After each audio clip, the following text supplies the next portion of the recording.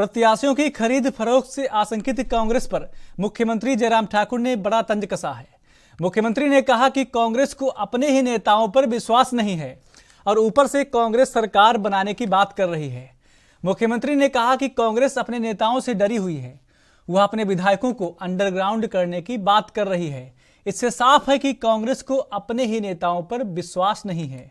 दिल्ली से लौटने के बाद मुख्यमंत्री जयराम ठाकुर ने मीडिया से अनौपचारिक बातचीत में कहा कि कांग्रेस प्रदेश में सरकार बनाने की बात कर रही है, जबकि हकीकत तो यह है कि कांग्रेस के कई नेता जो मुख्यमंत्री की दावेदारी कर रहे हैं वही चुनाव हार रहे हैं।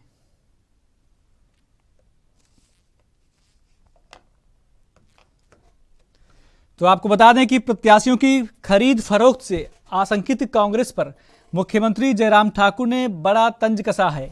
मुख्यमंत्री ने कहा कि कांग्रेस को अपने ही नेताओं पर विश्वास नहीं है और ऊपर से कांग्रेस सरकार बनाने की बात कर रही है।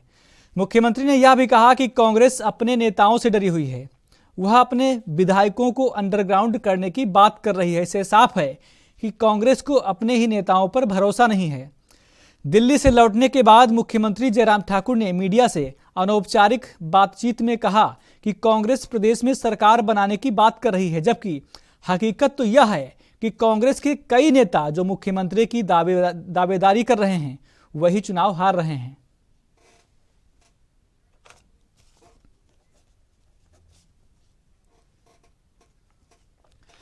और इस खबर पर ज्यादा जानकारी के लिए टीना ठाकुर ब्यूरो चीफ हिमाचल जुड़ गए हैं। टीना जी, सीएम जयराम ठाकुर ने कांग्रेस पर बड़ा तंज कसा है। उन्होंने कहा कि कांग्रेस पार्टी राज्य में सरकार बनाने की बात कर रही, लेकिन अपने ही लोगों पर उनको भरोसा नहीं है। क्या कुछ अहम जानकारी आपके पास? जी बिल्कुल, देखिए अभी 8 दिसंबर को नतीजे आने हैं, उससे पहले ही कांग्रेस और भाजपा में ये जंग तेज हो चुकी है कि सरकार किसकी बनेगी। तो इसको लेके कांग्रेस पहले एक आशंका जता चुकी है कि अगर हमारी एमएलए जो है बहुमत में हम लोग आते हैं, हमारे एमएलए ज्यादा जीत कर आते हैं, तो कहीं ना कहीं भाजपा उनकी खरीद फरोख्त कर सकते हैं। तो ऐसे में जयराम ठाकुर ने एक बड़ा तंज कसा है। उन्होंने कहा है कि ये जो कांग्रेस है फिजूल की बातें कर रही है, पहले वो जीत कर तो आए, क्योंकि उन्होंने तंज कसा है कि जो मुख्यमंत्री पद के दावेदार है कांग्रेस में वही चुनाव हारे हैं। तो ऐसे में कांग्रेस का ये आरोप जो भाजपा पे वो लगा रही है बिल्कुल बेबुनियाद है। और वही उन्होंने कहा है कि कांग्रेस को अपने ही लोगों पे भरोसा नहीं, इसीलिए जो भावी विधायक है, जो विधायक जीत कर आएंगे, उनको छत्तीसगढ़ या अंडरग्राउंड करने की बात जो है कांग्रेस कर रही है। तो ऐसे में आप देख सकते हैं कि अभी नतीजे आने बाकी हैं, लेकिन चुनावों के बाद जो एक शांति छा गई थी वो फिर से जो है चुनावी जो जुबानी जंग है भाजपा और कांग्रेस में फिर से तेज हो चुकी है। जी लेकिन टीना जी, जो चुनाव के जो परिणाम है वो तो आने वाला समय बताएगा, लेकिन कहीं ना कहीं देखा जाए जिस प्रकार की बयानबाजी हो रही है तो कहीं ना कहीं कांग्रेस को किसी प्रकार का डर सता रहा है। जी बिल्कुल बिल्कुल, आप सही कह रहे हैं, क्योंकि कांग्रेस ये आशंका जता चुकी है कि भाजपा पहले भी कई बार ऐसा कर चुकी है कि बहुमत में ना आने पर वो खरीद फरोख्त करती है एमएलए की। तो ऐसे में यहाँ हिमाचल में भी उन्होंने इस बात से इनकार नहीं किया है। तो आप देखेंगे कि इस बात को लेके कांग्रेस ने पहले ही अपनी एक रणनीति तैयार कर ली है कि जो मतगणना होनी है 8 दिसंबर को, उससे पहले ही उन्होंने जो अपने केंद्रीय पर्यवेक्षक है भूपेश बघेल, उनके साथ अशोक गहलोत, उनकी ड्यूटी लगा दी है हिमाचल में कि वो पहले मतगणना से 2 दिन पहले हिमाचल पहुंच जाएंगे।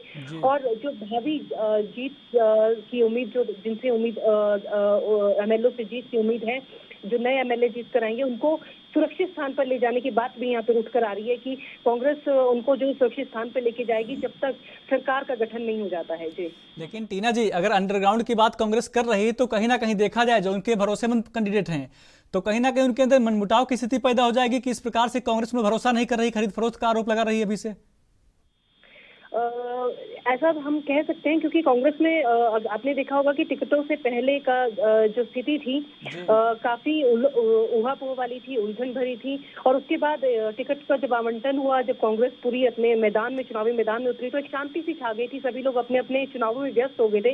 लेकिन एक बार फिर से ये डर सताने लगा है, क्योंकि गुटबाजी जो एक अभी बैठ गई थी, वो मुख्यमंत्री पद के जो दावेदार है वो अलग अलग गुटों से हैं। तो ऐसे में आशंका जताई जा रही है कि भाजपा कहीं ना कहीं अगर उम्मीदवार मुख्यमंत्री पद के उम्मीदवार पर कहीं बात नहीं, सहमति नहीं बनती है, तो ऐसे में उस गुट को तोड़ सकती है पूरी की पूरी भाजपा। तो ऐसे में गुटबाजी से इनकार नहीं किया जा सकता है। तो कांग्रेस उसी को लेकर आशंकित भी है और उसी को लेकर जो रणनीति भी है वो तैयार कर रही है कि कैसे इस गुटबाजी से बचाकर अपने एमएलए को सरकार की गठन किया जाए, अपने एमएलए को बचाया जाए, सत्ता में वापसी हिमाचल में की जाए। जी टीना जी, एक जानकारी और चाहेंगे, चुनाव के बाद क्या कांग्रेस की तरफ से कोई ईवीएम को लेकर भी बयान सामने आया है?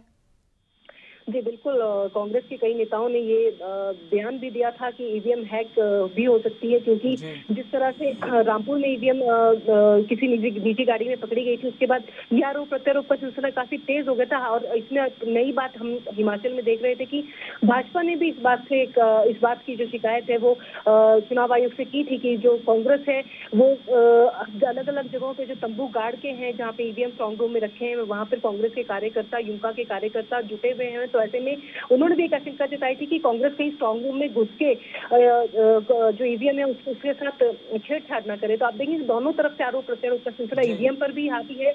ईवीएम पे भी कहा जा रहा है कि कोई भाजपा हैक कर सकती है, कांग्रेस ये कह रही है, और भाजपा कह रही है कि कांग्रेस उससे छेड़छाड़ कर सकती है। जी बिल्कुल टीना जी, जानकारी देने के लिए बहुत बहुत धन्यवाद आपका। तो कहीं ना कहीं देखा जाए जिस प्रकार से हिमाचल में चुनाव हुए हैं, उसके बाद से नतीजे आने के पहले भी पक्ष और विपक्ष की तरफ से बयानबाजी का दौर शुरू हो गया है। अब नतीजे क्या होंगे ये आने वाला समय बताएगा।